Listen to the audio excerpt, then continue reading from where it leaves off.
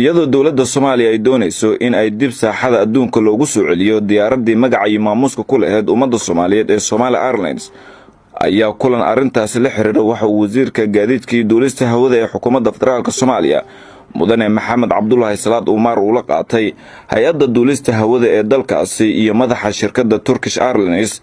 wasiirka iyo wafdigiisa ayaa warbixin waxay ka dhageysteen madaxa shirkadda Turkish Airlines waqtiyadii ay soo martay iyadoona wasiirku uu booqday qeybaha ay ka kooban tahay shirkadda Turkish Airlines.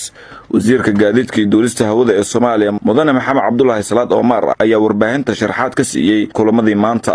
farkan aniga iyo wafdiga ila socda aan ku imaanay dalka Turkiga wuxuu ahaa laba qaybood ayuu qaybsanaa. mid wuxuu ahaa Turkish Airlines ayaan u nimid 3 maalmood la joogayna haddii Ilaahay ka raali noqdo. 3 maalmood waxaan ka baranaynay sida ay u dhisan tahay Turkish Airlines, sida loo soo dhisay qaybaha kala duwan ee ka kooban tahay, si innagana haddii Ilaahay ka raali noqdo aan u dhisno Somali Airlines oo muddo dheer raagta successful noqota oo waarta sida Turkish Airlines oo kale. sida awgeed waxyaabihii khaladaadka ay soo mareen iyo dhibaatooyinka ay soo mareen ayaan ka baranaynay. waxaan kaloo ka baranaynay sharciyadooda iyo qaybaha kala duwan ay leeyihiin. waxyaabaha ka wada hadalnay ugu muhiimsanaa waxaa ka mid ahaa sida structure-ka uu u dhisan yahay Turkish Airlines iyo academy-yada ay leeyihiin tababarada meelaha lagu bixiyo. maanta waxaan ka soo dhamaanay flight academy-ga kaliya ayaa inoo haray aviation academy-ga ee hadda ka nimid. na tusayeen koorsooyinka ay bixiyaan iyo duration-kooda iyo inta si ahmiyadda ay leedahay. waxaan rajaynaynaa meelahaas inay noqon doonto meelaha dadka ka shaqeyn doona Somali Airlines loogu tababaro haddii Ilaahay ka raali noqdo.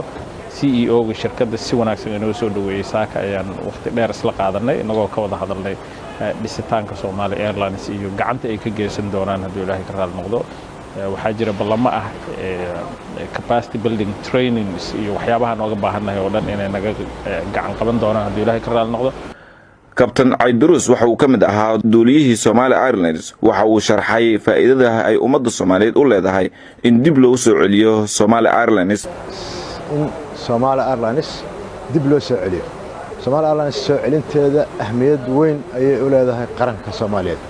waa midda koowaad. ahmiyadda ugu horeysa waxa weeye Somali Airlines waxay wadataa astaanta qaranka. astaanta qaranka ay wadataa oo ay adduunyada dacladeeda meel kasta la tagayso.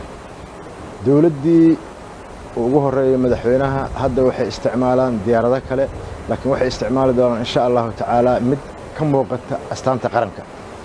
tan labaad ahmiyadda ay leedahay waxa weeye Somali Airlines waa regulator.